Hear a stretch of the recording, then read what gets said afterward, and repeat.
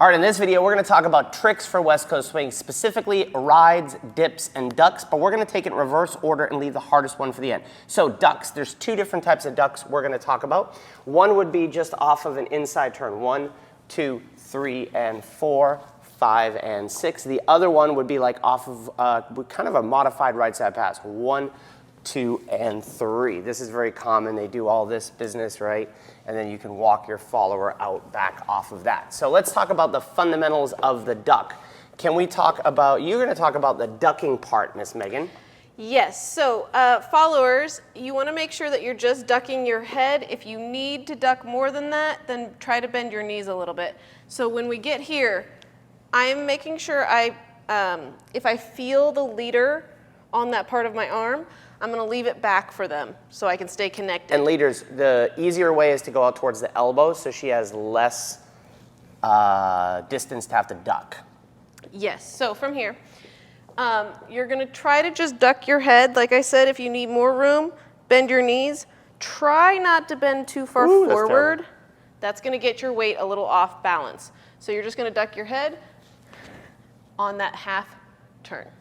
So the same thing would apply on this right side pass. If we count this like 1, 2, and 3, 1, 2, and 3, right? What's going on with this?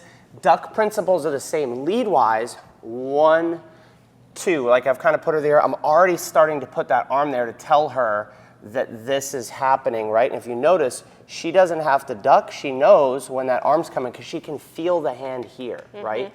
So that's why if I get that hand earlier, I can lead this with newer dancers because if they're uncomfortable, I just go further up the arm and they get the sensation of like, hey, I did a cool move, right? But as we get a little cooler and she can kind of feel the lead, I'm gonna go a little closer, boom, because I know that Megan can get underneath that, right? So there's two different types of ducks for you. Now, dips, there's two different types of dips. There's the standard inside turn, right?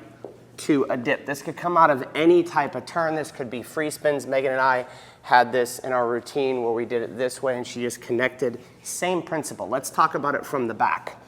Inside turn. First thing I have to do is catch her back, right? Forget my footwork for a second, but my goal is to put my fingers in the middle of her spine.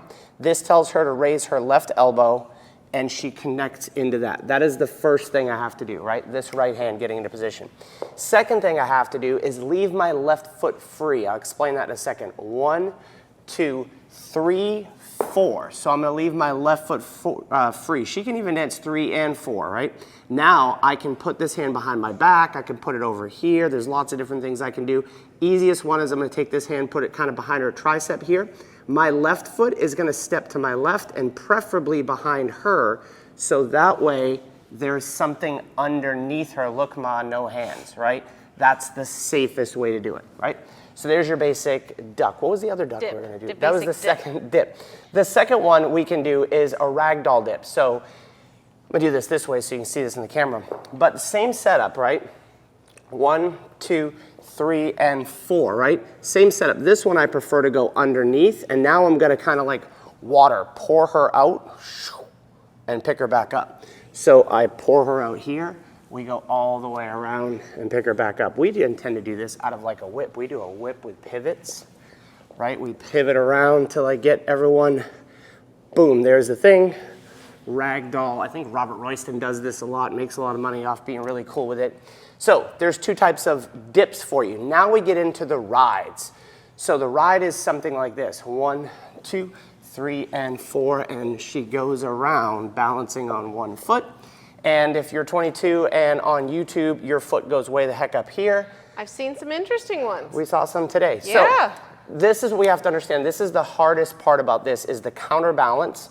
So number one, we have to have a good ability to be connected on a foot and be balanced, right? So just to get that. Second thing I have to, well, there's 3 things. That general balance, right? Megan has to be on that foot balanced enough so she's on her own weight, but just on the edge of that connection. Second thing, leaders, is I have to walk around. And by walk around, this is what I mean. I'm gonna leave Megan right in the middle. There's a center point. It's gonna be a lot smaller than Megan. That's not a fat joke, but right? What I wanna do when I'm walking around is not walk around that circle facing out. I want to very much walk like I'm trying to tighten this circle. So if you notice, this left side of my body if I come back to the camera, I should look pretty normal, as opposed to walking, and you'll see when I come back out the other side. See how far my left side is dragging behind? That's gonna ruin the ride. So getting used to walking with your left side forward and your feet curving around that circle. If we pick this up out of count 4 of the whip, and then you're gonna tell me what you do, because I don't know. 1, 2, 3, and 4. There's the position, right? She's already given me that connection. I'm gonna let go of that, and then I'm walking a tight circle. Notice that my left arm feels like it's moving around. When I'm done, I can put her on a foot, put her, do the West Coast swing wobble in 2-beat increments, right? So, walking tight, keeping this here, do not pull leaders. The connection of this pulling will actually not come from this. This is what everyone does. They pull with this, pull the partner off balance. I'll show you what it looks like wrong. 1, right? They pull her on that foot, and then this happens, right? But by taking, if you're on that right foot, by taking my left side forward, what's happening to that right hand? It's moving back, and there's my connection point, right? So what do the followers have to think about? So you definitely want to stay connected to this hand and over your own foot. Other than that, try not to move. Because funny. the more that you try to move around, you power yourself, and then it dies really fast. So you want the leader to be the one generating the power of you moving around your foot. Beautiful. There is your rides, dips, and ducks. A couple different versions for West Coast swing. All right, speaking of hard, high-level moves, you might be interested in the one-footed spins. If you want to see our 3 keys to one-footed spins, you can download that video right here. And if you like advanced moves, I think you're going to like this move right here. It's super cool.